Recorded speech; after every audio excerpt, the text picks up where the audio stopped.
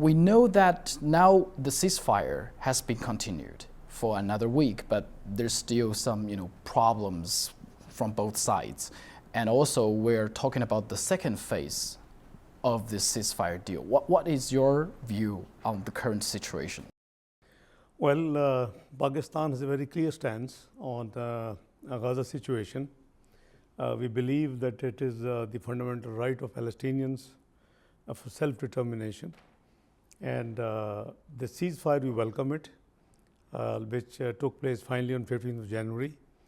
But we hope and wish they should be long-lasting, and the other phases should be concluded and completed on priority basis, and the international community should fully support the reconstruction works in the Gaza region, as well as the repatriation of the refugees back to their homes, with the humanitarian assistance to be upscaled. So Pakistan categorically believes that this act of war against the innocent Palestinians, where more than 50,000 people have died and about 100,000 have been injured, is a very criminal act. So this is not acceptable and should not be acceptable. So we have done our best to support this cause. We have been sending to, according to our capacity, a lot of humanitarian aid. More than a dozen consignments were sent to Gaza, first through Egypt and then through Jordan. We also sent a few consignments to Lebanon, followed by a few consignments to Syria. So I think it is the responsibility of the OIC in particular and the global community in general to support the entire humanity cause of Palestine. Recently the US President Trump, he started this idea of taking over Gaza by US and develop it as like a real estate property. Do you think that plan would work?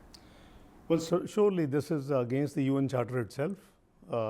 We were one of the first ones to come out candidly and did not support because Gazans have their inalienable right to go back to their homes.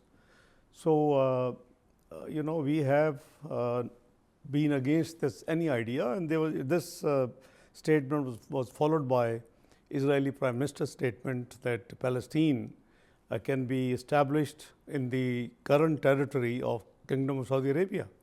So I was traveling in China and UAE those days, and I immediately managed to issue on behalf of Pakistan a very strong statement opposing that idea, that I believe that the Palestinian people have the fundamental right of self-determination,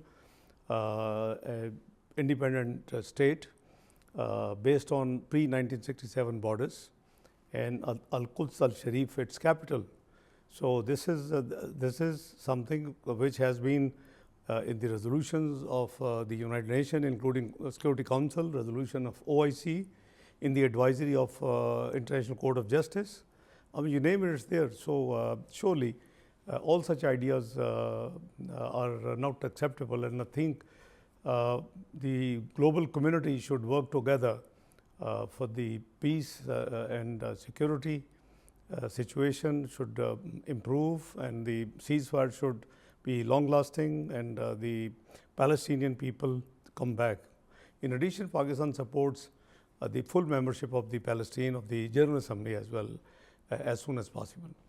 So what you mentioned that the solution is what we call two-state solution, but nowadays many people have doubts now about whether this is really possible, given the fact that more and more settlements has been established by Israel, and we saw the Gaza war and everything's going on. What is your view?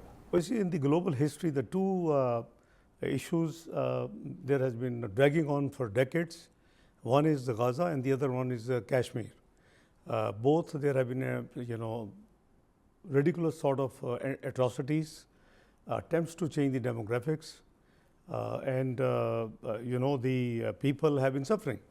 So Palestine and Kashmir are two examples where the international institution, multilateral system seems to be weakening and has been unable to implement its own resolution. So I think the situation is fairly grave, and it must come to an end as soon as possible.